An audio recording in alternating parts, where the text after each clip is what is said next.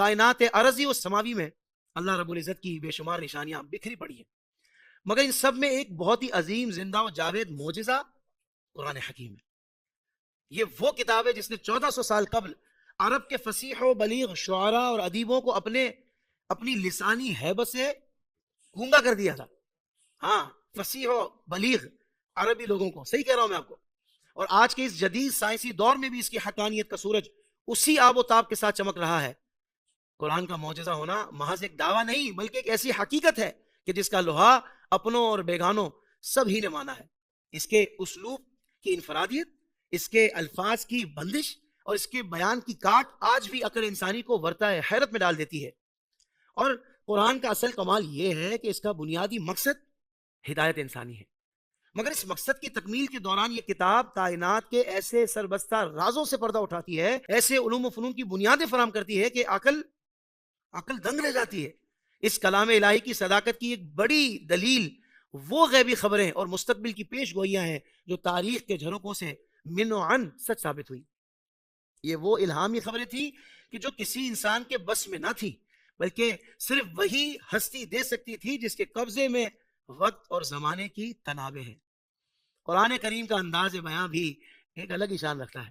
یہاں واقعات کی تکرار میں تنگی دامہ نہیں، بلکہ ہر مقام پر ایک نیا حسن، ایک نئی تفصیل اور ایک نئی حکمت پوشیدہ ہوتی ہے۔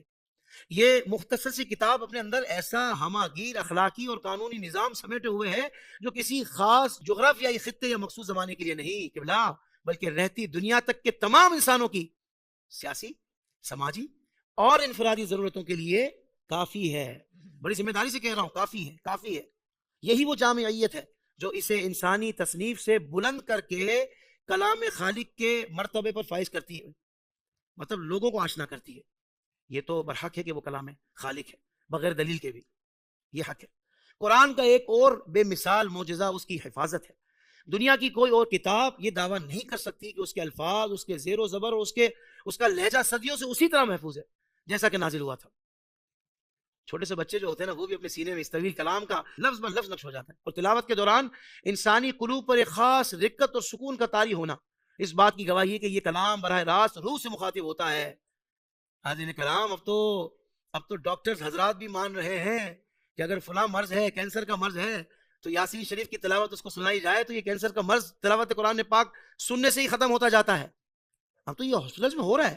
ہاں، ایسا نہیں کہ کیمرے میں آیا نہیں آیا، کیمرے میں آیا کہ نہیں آیا بھائی، یہ اب کیمرے میں دنیا دیکھ رہی ہے اس کو، یہ بات ڈاکٹرز حضرات بھی مان رہے ہیں۔ ہاں، کیونکہ یہ اپنا اثر رکھتا ہے، یہ اپنی اس کی تاثیر ہے اللہ کے کلام کی، اور بہت زیادہ ہے۔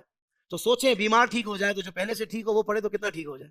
اگر کبھی کسی قلب کو اس کلام کی حلاوت محسوس نہ ہو تو یہ کلام کی کمی نہیں بلکہ اس آئینے کی گرد ہے جسے دور کرنا اصلاح نفس کا تقاضا ہے۔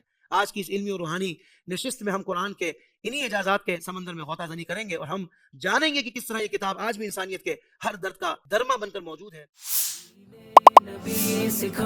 زندگی کے تمام شعبوں میں دینی رہنمائی حاصل کرنے اور آخرت کو بہتر کرنے کے لیے ہمارے YouTube channel Islamic digital studio کو سبسکرائب کر لیں اور بیل آئیکن بھی پریس کر لیں۔